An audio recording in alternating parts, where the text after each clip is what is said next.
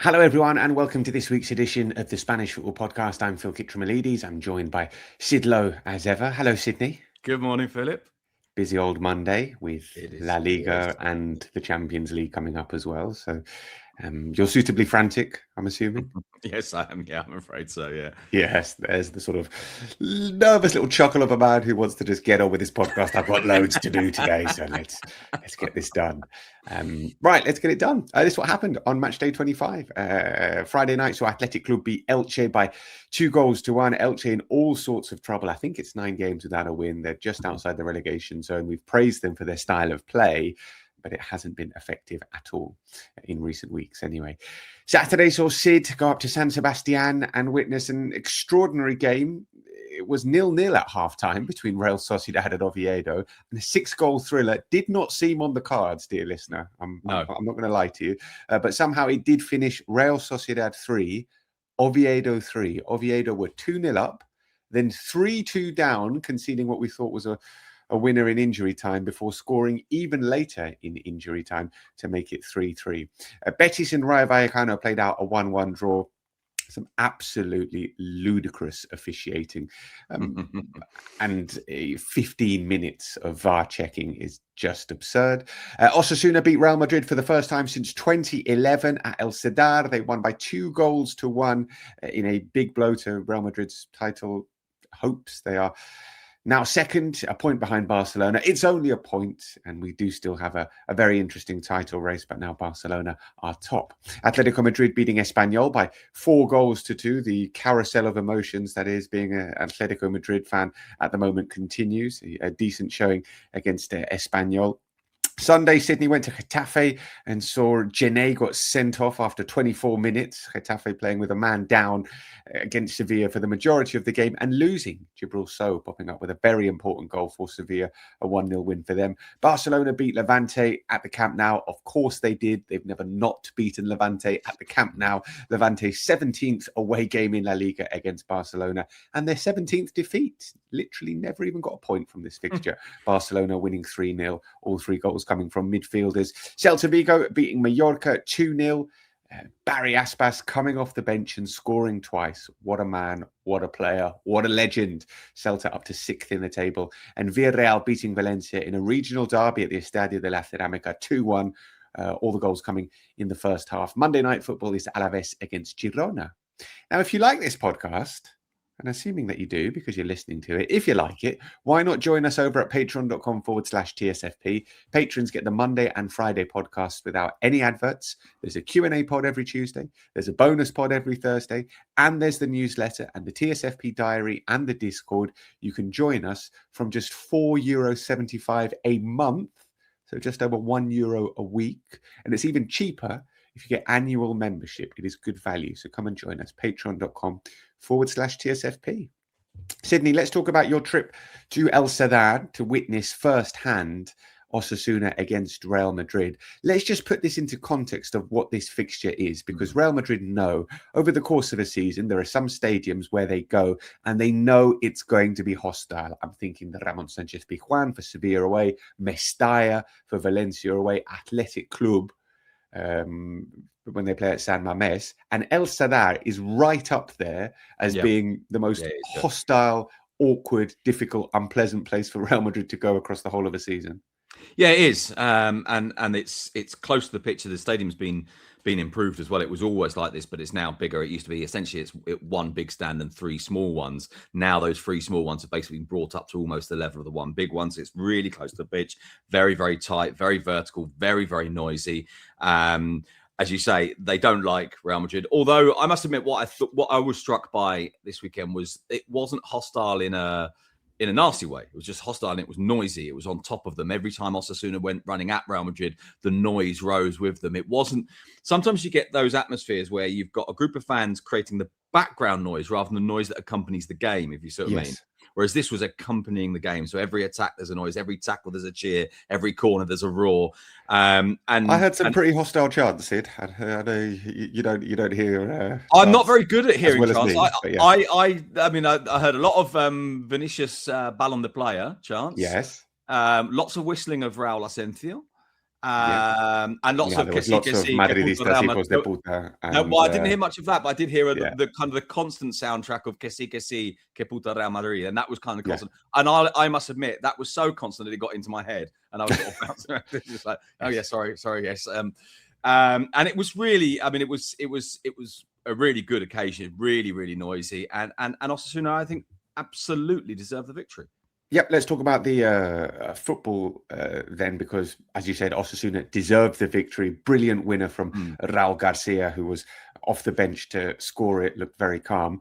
And a really eye-catching performance in maybe the biggest game of his career from Victor Munoz, who was bought from Real Madrid in the summer. Real Madrid still own 50% of his rights. There were interest from the Premier League at the end of the January transfer window. It didn't end up happening. He is a player who is looking very, very interesting, not just for players and not just for teams abroad, also potentially getting into as an outside chance for the Spain World Cup squad as well. I thought he was very, very good in this game. Yeah, I mean, the Spain World Cup squad question obviously will depend on the other players available, but we've seen quite a lot, haven't we, over the last 5 or 6 years, players that emerge and that are seen as an alternative option, particularly players who are quick, particularly players who take people on as he does.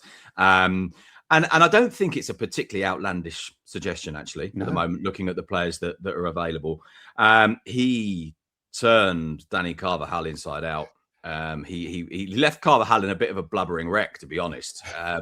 I said in commentary that he was doing his chances of going to the World Cup no harm, and those chances of Danny Carvajal of going to the World Cup are some serious harm. Absolutely right. And you know, for what it's worth, he's been playing well all season. Danny Carvajal into a blubbering wreck. I like that. And you know, Carvajal just couldn't deal with him physically. Now, I'm going to defend Carvajal a little bit here. We know that Carvajal's not fully fit. That said, Carvajal himself, you know, kind of allowed it to be known that he wasn't very happy that he wasn't playing, and his inclusion here and him starting here is at least in part, I would suspect, a response to that. But I think Arbeloa had to make changes, or felt that he had to make changes, because he's got the Champions League coming up, because there's a degree of a need to rotate, because he's in particular in defence had lots of injuries this season. But those changes included Carvajal and David Alaba.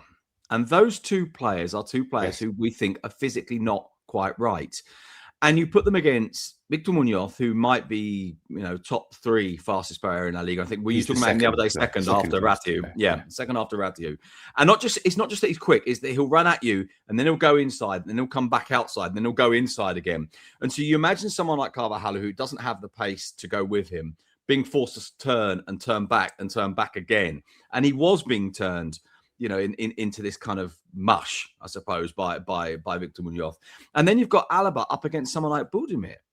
And I must admit, I thought in terms of, you know, making changes, I understand that a manager has to, but I thought this wasn't the game for it, to be honest with you. And Osasuna have been very good lately. I think that's six without defeat now for them. We talked about them around about 6-7 weeks ago when we weren't sure if they might be dragged into the relegation zone. They had big wins in a row against Real Oviedo against Rayo, who seemed like they were their direct rivals to avoid that relegation place. And it just doesn't look like that anymore. And actually, to be fair to them, and Alessio Lissi, the manager, said this at that point. He said, look, I feel like we've deserved more. We've played better than our results suggest. And I think that this recent run of results, if you like, kind of resets that balance a bit. They were good all the way across the pitch. In the middle of midfield, I thought they did a very good job of preventing Real Madrid from playing very much. Defensively, they were very solid. They alternated, I thought. I don't think it's true what's been suggested about this game, which is that they defended very deep. I thought they alternated defending deep and going and pressing. Now, I've always said that where you're watching a game from conditions the way that you see it. But let me give you an example of something that I thought was very striking from being behind the goal in which Vinicius scored. And that is that when I was watching the first half and Real Madrid were there, I thought that Real Madrid had real difficulties getting out from the back. Osasuna put pressure on them. They had real difficulties getting out from the back. In the second half, I thought Osasuna found it surprisingly easy to get out from the back, and in a way that defined the game for me. That difference in the first phase of any attack or any play. I mean, here we are again, Sid. Listen, we're on. We're putting Yeah. we're putting the podcast on YouTube this season. If you haven't, go and check us out if you want to watch us doing the podcast. And we need a nice, big, sort of controversial headline, Sid. So give me Are one. we clickbaiting? Of course, That's we're bloody terrible. clickbaiting. Of course, we are. That's what we're all about, Sid. It's I'm joking. appalling. But what? So I mean, I can give you loads for Well, I mean, Real Madrid. blubbering wreck. Danny Carvajal a blubbering wreck's quite a headline, is it? But a more sort of broad one about Real Madrid. Here we are again. They were on an 8-match winning streak in La Liga. We'd said, watch out, reading too much into that 8-match winning streak, because obviously firstly 3 of them came under Xabi Alonso, and then the performances haven't been overly convincing throughout that run. And we saw it was lethargic, particularly in that second half, Sid. They looked, I mean, Can we say that they looked tired with reason because they played against Benfica and it was an emotionally draining evening? I don't know. I don't know if exactly. I don't know if I buy that. I mean, obviously that plays a part. Of course it does. But you know, Real Madrid are a team, a club built to play every 3 games. You know, it's not the same as when a team that never plays in Europe goes through that run of Copa del Rey games in January and February. It's not the same as that because it's a team built for that. It's got the quality to get away with that. That said, maybe they are partly a victim of the quality that they've got, the belief. So it's partly a belief that you can go into a game and it will be okay because we've got such good players that we maybe don't need this. And maybe the lack of obligation plays into that.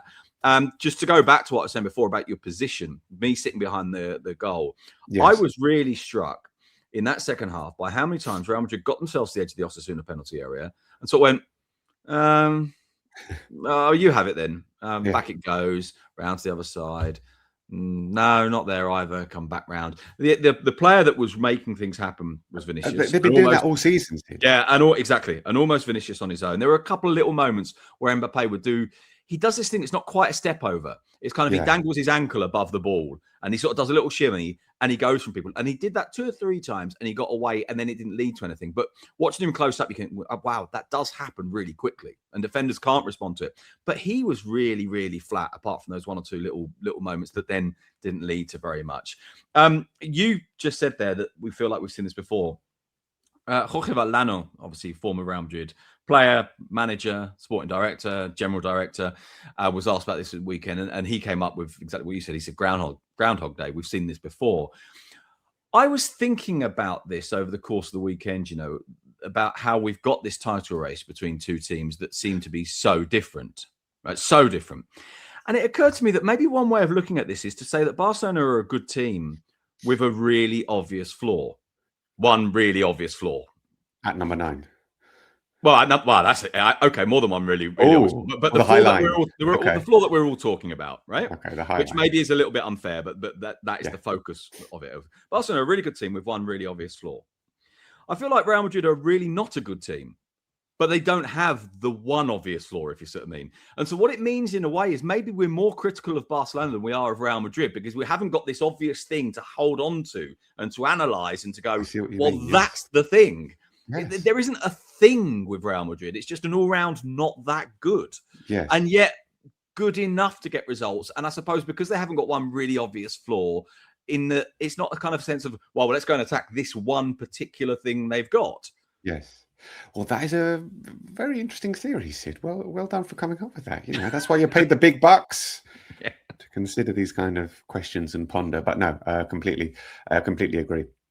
Okay, so Real Madrid losing 2-1 to Osasuna, and deservedly so. Yeah, that goal's a brilliant goal, by the way, isn't it? The Raul Garcia goal. It's Bergkamp-esque, and I love the moment. If you get the chance to have a look at the replay of it, Raul Asensio comes sliding across to make the tackle and slides straight past him, a bit like a cartoon. And you know how like when a cartoon character goes off a cliff, the cartoon character doesn't fall immediately. He doesn't fall until he realizes that he's gone off the cliff. Yeah. And there's a moment in that when Raul Asensio is going past and he's kind of in a sitting position and he looks and he realizes what's happened. Yeah. And that's there are memes. There have been memes. Well, there should be. And that's the moment where he plummets down into the void below. So there we go. It is. Now, Phil, did you know that today's episode of TSFP is brought to you by Saley? I do now, Sid. Oh, I do now. Good. Yes. You travel a lot for work, don't you? And I think you probably use your phone more than any other human in the world.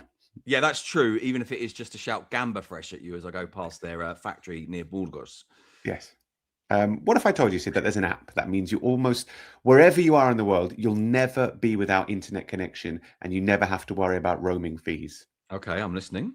It's called Saily, and it takes all the hassle out of using your phone when you're abroad. Saily offer affordable eSIM data plans in over 200 destinations. With a Saily eSIM, you'll always have a connection wherever you need it. Okay, but hang on, right? Now imagine, Phil, just imagine it, that I'm not great with technology. Can someone like me use this really?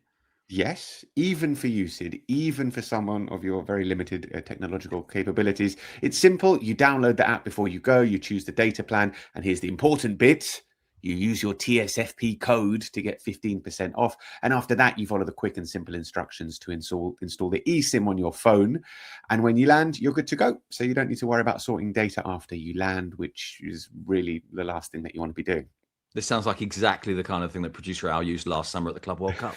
I mean, he literally did use it, and he was singing the praises of it, and said it worked really well. You save time and hassle, and you don't have to worry about buying a local SIM or getting scammed. It's secure as well, and it's compatible with iOS or Android. And if you have any issues, there's a 24/7 chat support. Okay, so what do TSFP listeners need to do, Phil? Download Saily in your app store, SAILY, and use our code, which is TSFP, at checkout to get an exclusive 15% off your first purchase. The details are in the podcast description box, or you can find them at saily.com/TSFP. Right, so let's talk about what happened at the Reale Arena in San Sebastian. Real Sociedad 3, Oviedo 3. You were due to leave this game, Sid, on 85 minutes when it was 2-1 to Oviedo because you had to get to Osasuna. Did you? Yeah, I'm afraid. I was sitting watching this game, and Real Sociedad at 2-1, thinking, right, ready to go. And Real Sociedad got a corner. I said, okay, I'll just stay and watch this corner. They got a corner, scored, made it 2-2, and I thought, well, there we go. That's a cue to leave if ever there was. But I was having to go anyway. I left the stadium, but as I was leaving the stadium, I could see on one of the TV screens in the sort of the internal passageway that there was a bit of a wait to decide whether or not this goal was going to be allowed. So I was outside the stadium when I heard the roar. I said, no, that's annoying. It's been allowed. I was walking away from the stadium up the little stairs behind the ground to get to the car to go to Pamplona. You know, this was me being a consummate professional. As it turns out, I probably could have risked it and held on a little bit longer. I then heard another roar. Now, for those of you who don't know, Real Sociedad have this great tradition, which is that because of the fishermen in the Bay of Biscay or in the Cantabrian Sea, when there's a goal at Anoeta, so that they know the score, they send up a rocket if the away team scores. And they send up 2 if Real Sociedad score. So I'm going out to say there's a big roar. I don't believe it. It's 3-2. And then boom, off goes the rocket. And I'm thinking, ooh. And then went another one. So, okay, there it is. I'm listening to the radio because, of course, the radio thing comes in a fraction later than the goal. So there's a goal. Real Sociedad. Oh, that's incredibly annoying. I'm going up the little stairs at the back of behind the stadium, up to the car, and I hear sort of a noise, but it's not loud enough to believe, not least because, of course, the away fans are in a corner and they're behind that glass perspex thing, and it's at the other end of the ground. I think, what was that? And then the radio jumps in, and Oviedo have scored. And do you know what? I was really pleased, but I sort of felt a little bit cheated because I'd missed it. You had missed it. You did have 2 goals to celebrate, though. I did have 2 goals to celebrate. Yeah, I was sitting with a friend of mine in his little area down in the main stand with mostly Real Sociedad fans, but there were a couple of Oviedo fans with us. So I was being polite and Oh, I see. Okay. I was behaving myself. I did look for you in the. I was commentating this game. I looked for you in the away section and couldn't see you. So. Yeah, I got myself accreditation because I knew I was going on my own. So I thought, well, and I didn't want to. And then as I was arriving in Donosti, a friend of mine who's a Real Sociedad fan says, "I've got a spare seat. Why don't you come down and watch it with us?" So I did. Fair enough. There were lots of Oviedo fans there to see the side throw away a 2-goal lead. This game, literally the exact same scenario happened when they played Girona earlier in this season. 2-0 up, 3-2, conceding the 3rd goal in injury time, and then scoring an equaliser even later in injury time. Santi Cazorla coming off the bench to provide a magnificent assist for the equaliser for Girona, scored by Eric Bailly. You really needed a win in this game, Sydney. You would have been off the bottom if you'd won. You would have overtaken Levante. As it is, you picked up a point. I mean, it's still only 7 points from safety. It's not over, but you're running out of time.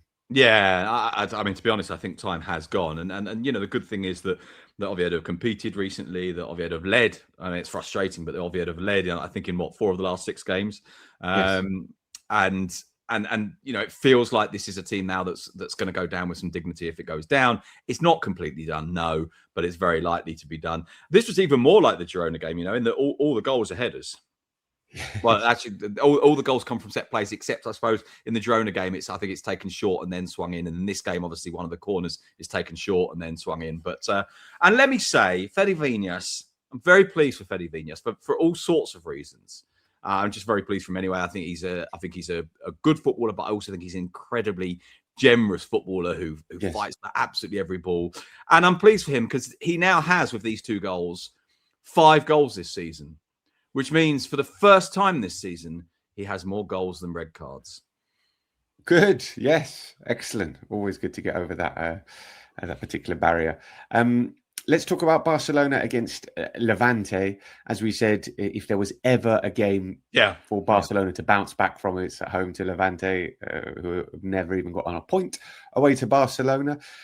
It was comfortable for Barca, as we expected it to be, and yet Levante still had a couple of chances in this game. Yeah, it was comfortable in the end, wasn't it? But I mean, that first Levante chance is 16 seconds? Yeah. They get another one. They get another one pretty soon afterwards. I like the headline. To be fair, the headline didn't do Luis Castro many favors. The Levante manager, it said, "If we'd scored, it would have been different." Like, no way.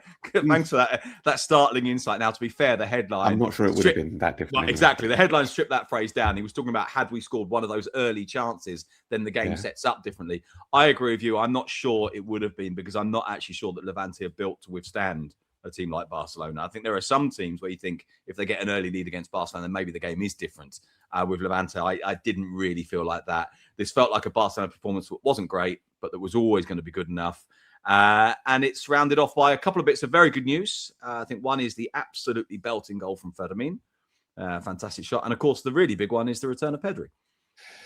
Yes, who came into the side in the second half, and they need him. They need him back, and we'll see whether or not he can start the next game. Should be able to.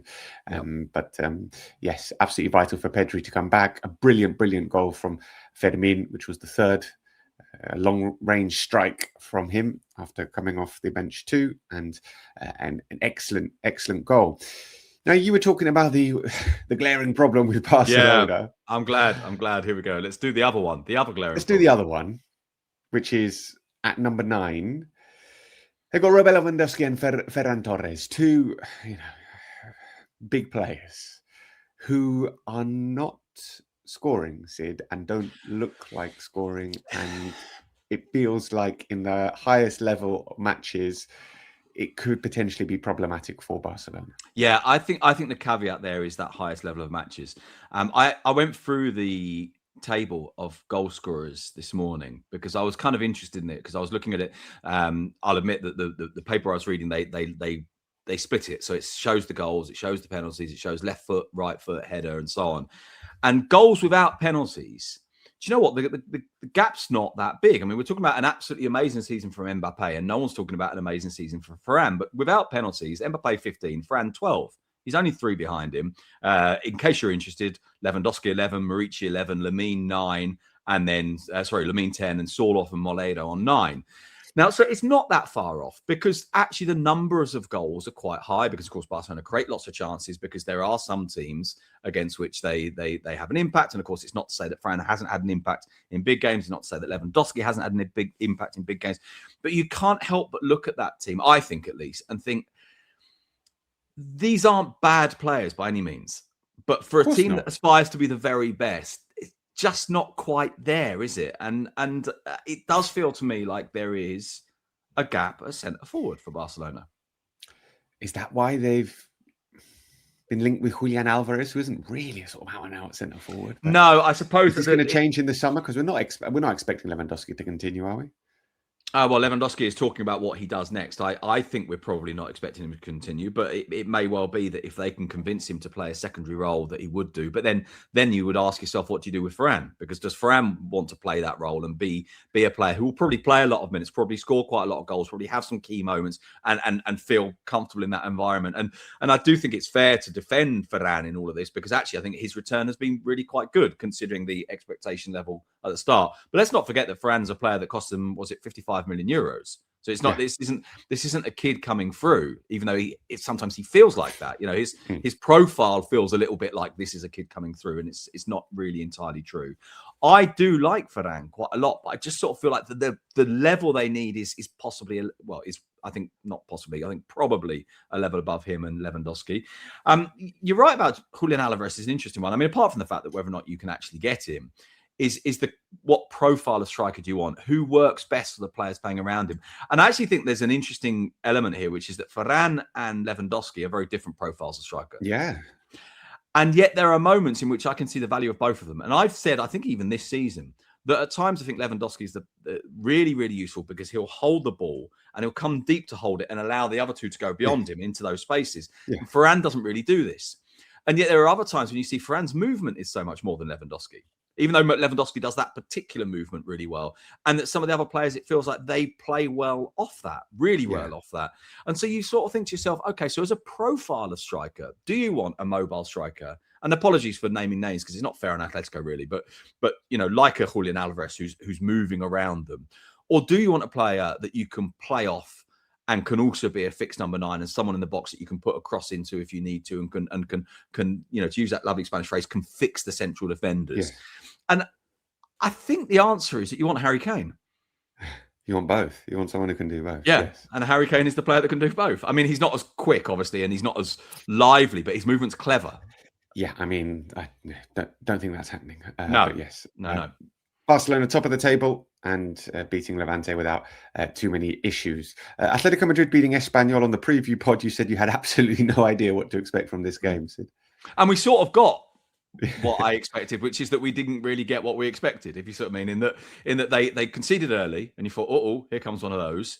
And then they got themselves back into the game. They scored 4 times. They then conceded again towards the end. I think the performance of Sorloth was really, really important, which it so often is, by the way. I mean, I've just gone through those goal scorers for you. Without penalties, he's on 9, which isn't loads and loads and loads. But apart from Mbappe, there's no one higher than 12, as I've just said.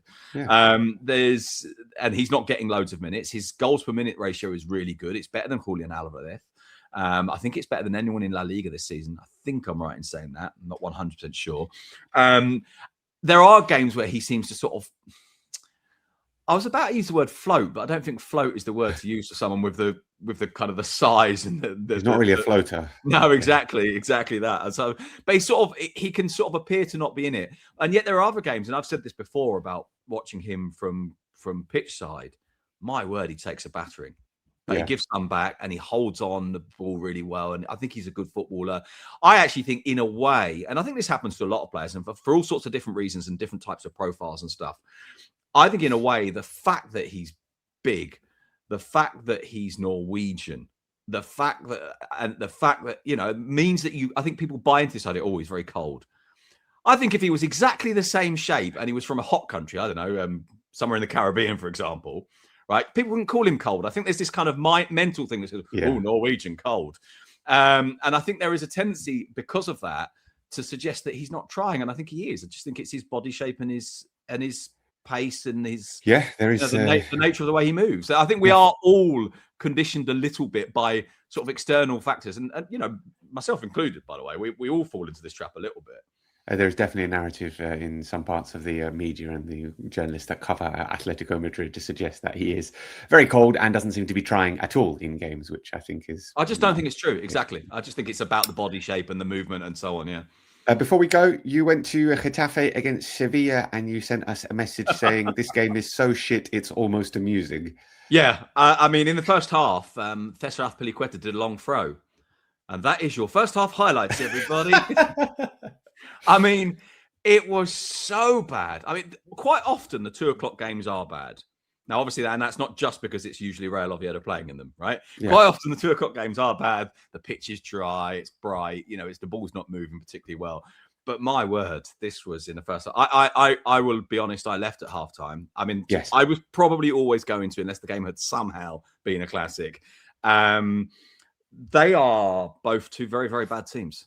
Yes. But you know, except bad isn't the right word here, because Getafe aren't bad, because Getafe are doing this by design. This is what Getafe want to be. It's how they want to play, and they're very, very good at it, even though they lost this game. And there are limitations to what they've got, and they did go down to 10 men early because of a red card for Jene. But this wasn't a lot of fun. No, I can imagine it wasn't. Before we go, this is what happened in the Segunda. Castellón were held to a 1-1 draw at Las Palmas. Could have been worse for Castellón. They equalised in the 94th minute. Racing Santander beat Burgos 1-0. Almeria beat Cordoba 2-1. And Depor beat Eibar 1-0. So at the top of the table, listen to this. Racing are on 50 points. Then Castellón on 49. Almeria on 48 and Depor on 46. Remember, the top two are automatically promoted. Very, very tight at the top of the Segunda. That's it for today's edition of TSFP, the Spanish football podcast. We're over at patreon.com/TSFP for the rest of the week. Q&A podcast tomorrow. Send us your questions. We'll answer them tomorrow. Bonus pod coming up on Thursday. And we'll do a TSFP diary as well on some of our travels and what's it like to cover Spanish football, behind the scenes look at that. And if you don't want to listen to any of that or pay a very small amount for some bonus content, that's okay. Just listen to the Friday preview pod, which we'll do on Friday. Preview what's coming up this weekend. Adios, amigos. Cheerio.